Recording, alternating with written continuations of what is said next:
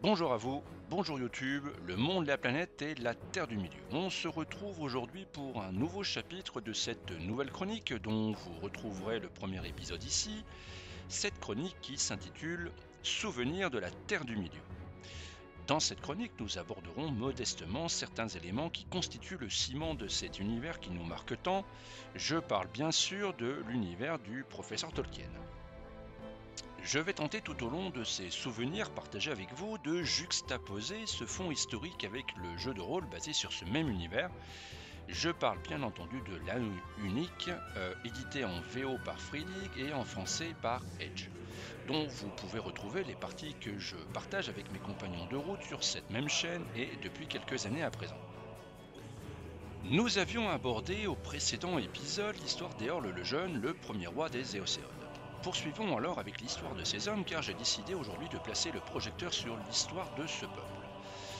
Pour réaliser cette chronique, j'ai utilisé les impadices du Seigneur des Anneaux, les contes et légendes inachevés, The Atlas of Middle-earth, The Complete Guide to Middle-earth, les sites Tolkien Deal, One Wiki to Rule Them All et Tolkien Gateway. Je profite de cette chronique pour apporter une précision sur ce nom. En effet, le nom Éocéode est ce que l'on pourrait dire polysémique. Son premier sens désigne en fait les terres situées entre la Langwell et la Greyline, les affluents septentrionaux de l'Anduin. Ces terres ont été reprises à partir de 1977 du Troisième Âge, après la chute d'Angmar qui les contrôlait auparavant. Les derniers orques en place en ont été chassés et c'est ainsi que ces terres ont été renommées Éocéodes.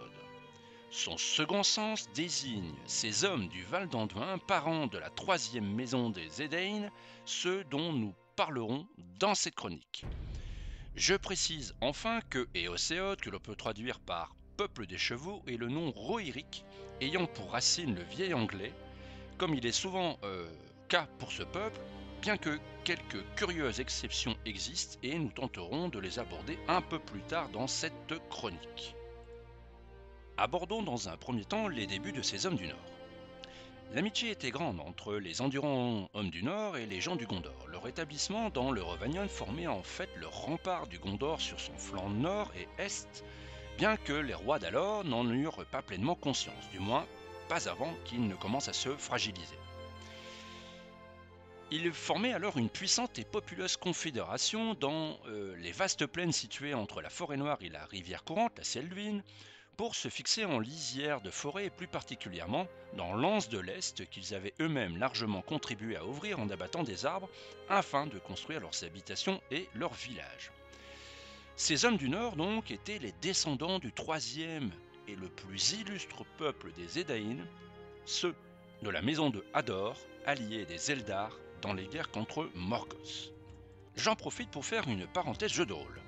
En effet, dans la campagne des Ténèbres sur la Forêt Noire, il est régulièrement fait mention à cette région, mais qu'il ne soit pas mis à disposition les noms de ces villages ou de ces places fortes. Je me suis donc orienté vers les suppléments du jeu de rôle des Terres du Milieu, JRTM, paru en France dans les années 90. Alors certes, ces suppléments peuvent être discutables sur bien des aspects, mais toujours est-il qu'en termes de jeu de rôle, ils se révèlent être d'une bonne aide pour les MJ.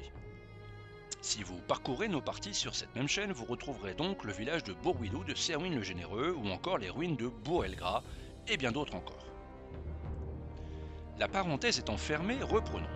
Le déclin de ses ancêtres installés dans le Rhovanion s'amorça avec la Grande Peste pendant l'hiver 1635, pendant laquelle près de la moitié de la population périt.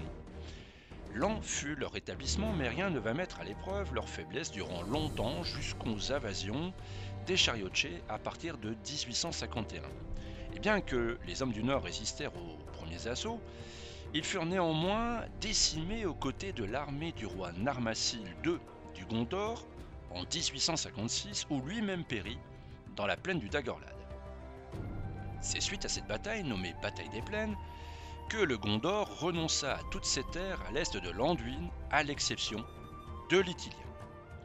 Les survivants des hommes du Nord s'échappèrent alors, pour certains vers le Val et Erebor, d'autres vers le Gondor, et d'autres encore se rassemblèrent autour de Marwini, fils de Marari, tombé dans la bataille des plaines dans les combats d'arrière-garde descendant lui-même de Vidogavia, prince des Hommes du Nord et allié de Romain-Lakil II, 19e roi du Gondor, autrefois. Ils firent alors vers le Val d'Anduin où maintes fugitifs des Hommes du Nord défaits vinrent les rejoindre. Mais la plupart d'entre eux furent réduits en esclavage et les Chariotiers s'approprièrent leurs terres. Tels furent les débuts des Éocéodes. Je profite pour faire une nouvelle parenthèse jeu de rôle au sujet de Viglund. Viglund, personnage qui apparaît dans le guide des terres sauvages, page 29. Ce même guide qui nous donne quelques informations à ce sujet, notamment sa pratique de l'esclavagisme. Un point commun qu'il partage avec les Chariotiers. Je vous renvoie donc vers la vidéo où je tente de donner un sens à ce curieux personnage. Or donc les Éocéodes, tels que ce peuple se nomme, vinrent à être tardivement connus sous ce nom qu'à l'époque de Kalimétar, 30e roi du Gondor. Ils constituaient alors un petit peuple établi dans le Val d'Anduin, vivant pour la plupart sur la rive ouest du fleuve, entre le Carrock et les champs Osiris, ou Flambe, dans la nouvelle traduction. Kalimétar, informé de l'invasion prochaine des Chariotiers à destination du Calédardon, et qu'une révolte des Hommes du Nord réduits à la servitude couvait, comprit que la situation s'embraserait rapidement si les Chariotiers se lançaient dans la guerre. Il décida donc de mener une armée hors de l'Ithilien en veillant à ce que l'ennemi en prenne connaissance dans le but d'attirer ces derniers à lui et les couper de leur foyer. Et c'est ce qui se produisit. Les deux armées s'affrontèrent à nouveau dans la plaine de Dagorlad. En fin stratège, Kalimétar avait envoyé en secret des cavaliers Hommes du Nord vers les bas-fonds, qui étaient donc restés sans défense. Ils étaient menés par Marwini. S'abattant sur les arrières et les flancs des Chariotiers, la victoire fut écrasante, mais pas décisive, car les hommes de l'Est se replièrent vers leur foyer, et lourdes furent leurs pertes, pourchassés par Marwini et ses cavaliers jusqu'à être en vue de la Forêt Noire. Durant ce temps, la révolte s'était en fait levée, car des hors-la-loi avaient surgi de la forêt pour mobiliser les esclaves, et ils brûlèrent leurs anciennes demeures conquises par les Chariotiers.